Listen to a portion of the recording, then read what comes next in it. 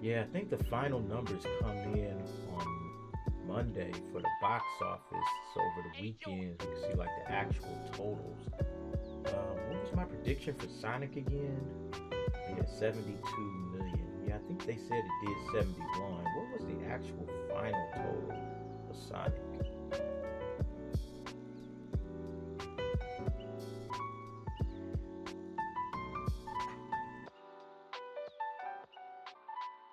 What's up, everybody? Derek Anderson, the DA, and yeah, Sonic 2 came through for the box office this weekend as a final total, predicted correctly by yours truly, $72 million opening weekend. A lot of publications said 55, maybe 60 million, maybe 65. I said 72.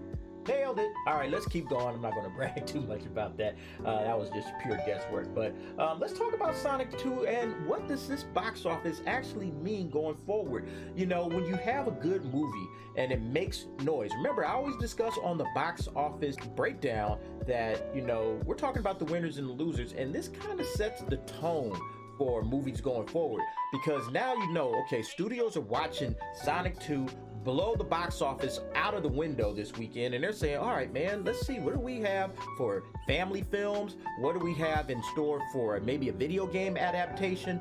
And we're going to discuss what does this possibly mean for a video adaptation that's coming later on this year in Mario. But let's go ahead and just talk quickly about why Sonic's performed so well at the box office. So this article, it's on Screen Rant. You can check it out for yourself. And it goes on to say here that, yeah, Sonic the Hedgehog 2 is already proven to be a box office hit for Paramount, and there's more than just one reason why the movie is doing so well when compared to other video game adaptations. Now, we all know as a video game fans or fans of movies in general that video game films haven't done quite well. You know, over the years, a lot of companies have tried to say, hey, we got this popular video game. It makes sense to make it into a popular movie. You know, it has a built-in fan base. Fans should be flocking into this thing. But we've seen that it's always kind of hit and miss. Some of these films are good. Some of them are bad. Some of them are just downright terrible. And you start to wonder, all right, what's the secret sauce, right? What's the right mix to make these video game film and good ideas for, you know, games translate over to the big screen so you get a successful film? You know, do you need more canon? Do you need less canon? You know, where's the emphasis supposed to be? You know, do you do a live action film? Do you do an animated film? Or do you do a combination of live action and animated, you know? And we just saw another video game adaptation, Uncharted, do extremely well in the box office.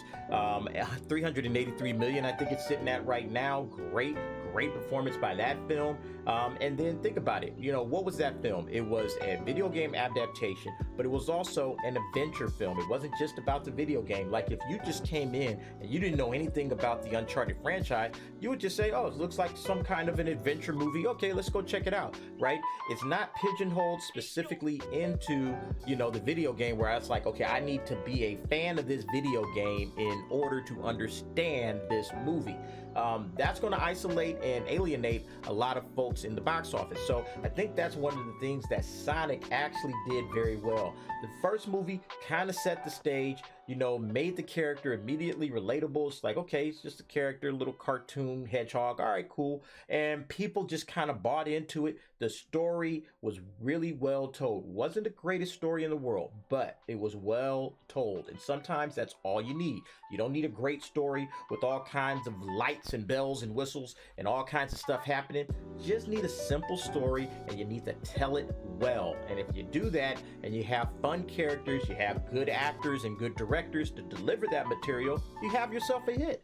And that's what Sonic did. So let's keep reading about what Sonic was able to do. It says here, Sonic 2 had the difficult mission to carry on the first film's great reception. Yes, it did. And solid box office. And it looks like it will deliver on that matter. It opened up with 71 million, it says. Make that 72. Making it the biggest opening weekend for a video game adaptation in history.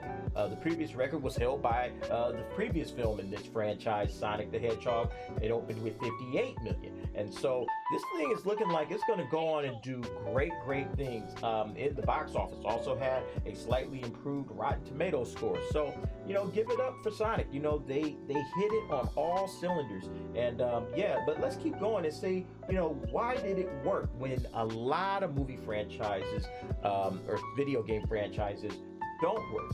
So it comes on here and says, Hollywood video game adaptations have always created this dichotomy between what can and cannot work in live action, which a lot of times led to core elements from the games being lost in the process. Even Detective Pikachu, the previous record holder for best opening weekend before the first Sonic, chose not to go for the more classic Pokemon stories of tournaments and battles, and instead adapted a detective story. And I thought, Detective Pikachu was fine. I actually thought it was cool. I didn't really mind it.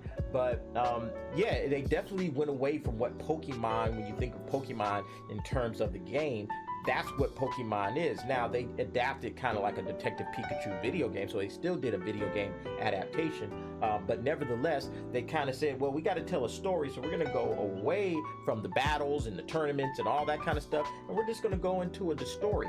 And they made it, a very complicated kind of detective story, but it still worked. But nevertheless, that's kind of what's needed.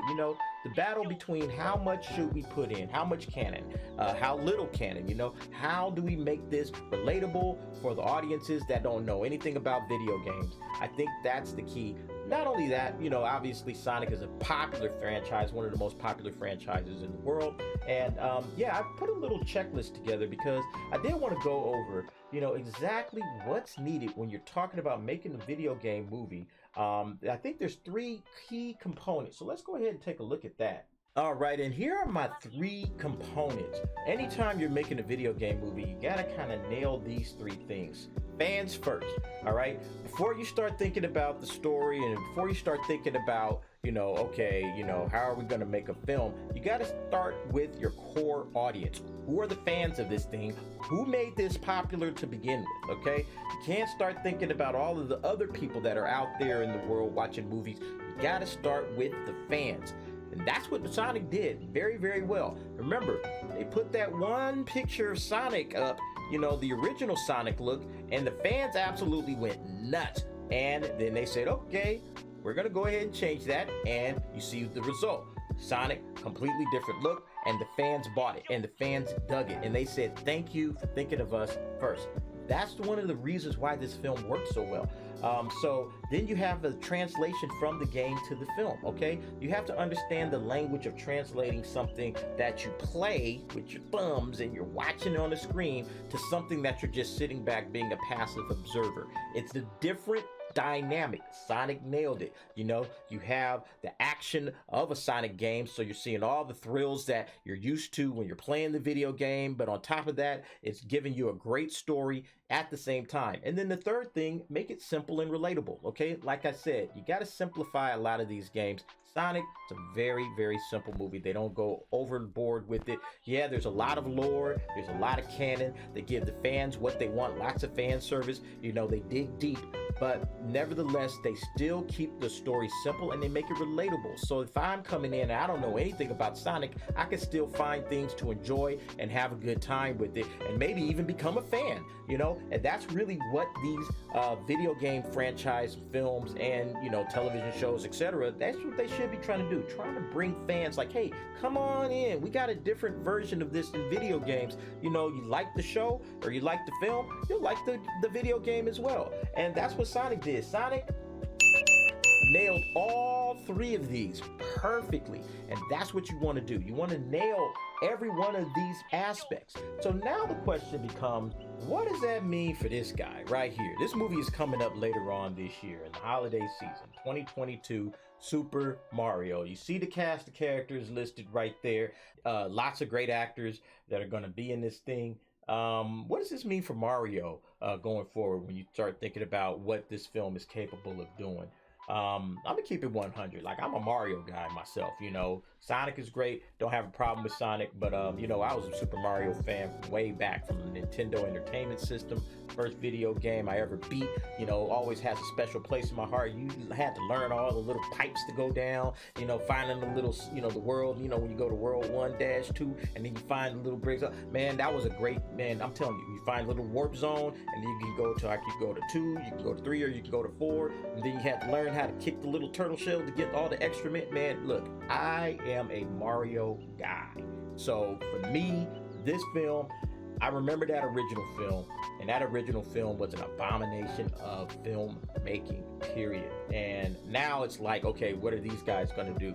It's animated, okay? It's made by the same folks that did Despicable Me, okay, and the Minions and all that kind of stuff. So it's like, okay, same studio, let's see what they do. But I can't help but feel a little nervous. Now, the things that are making me nervous, number one, it's made by the same group that made Teen Titans Go, okay? And I don't hate Teen Titans Go. I watched it with my kids and had a blast with them. My kids and me enjoyed watching that. It's a kids show.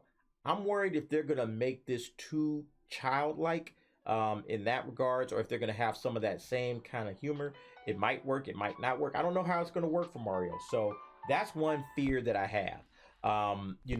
Decent enough cast, but it is animated. So, and generally speaking, animated video game films do pretty good. But now I think Sonic has kind of set that bar pretty high right now, okay? Mario has to deliver, all right? If Mario doesn't deliver and Sonic has delivered, whoo, that's not good.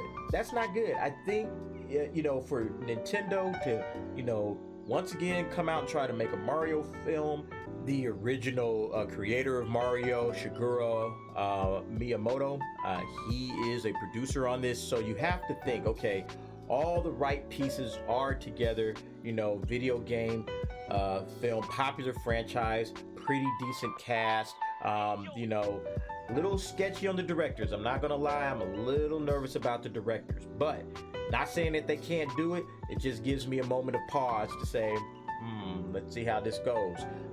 Not fully confident, but nevertheless, you have all the right pieces together. Sonic has figured it out. They nailed those 3 elements. Can Mario do the same? And another question that I'm wondering, this is the top video games films of all time as far as box office, right? Worldwide gross. So you can see Warcraft sitting at number 1, 439 million, followed by Detective Pikachu, Rampage, Uncharted still sitting there. These numbers need to be updated because it has more money than that by now. And then Angry Birds. So now the question is, can Sonic pass all of these up? I think it'll beat definitely its original total. Here's the original total down here at $320 million. Will it surpass all of these? I think it's going to make $400 million. I really, really do. It's gotten off to a phenomenal start. And in terms of franchise, I mean, there's really nothing standing in its way. Next weekend it should get a very small drop, and then the following weekend, it's going to have the Bad Guys, I think, coming out that weekend, but it's going to be a very, I think it's going to be able to compete very well with the Bad Guys. Might still be the #1 film in the country by that time, so we're going to see. But I'm really interested to see if Sonic can overcome all of this, but mostly I'm really concerned about what Mario is going to look like, and will it kind of shift some gears. Right now, it's coming out in December. We'll see if Sonic, I don't think it'll have any effect on it. I think they'll just go ahead and push through.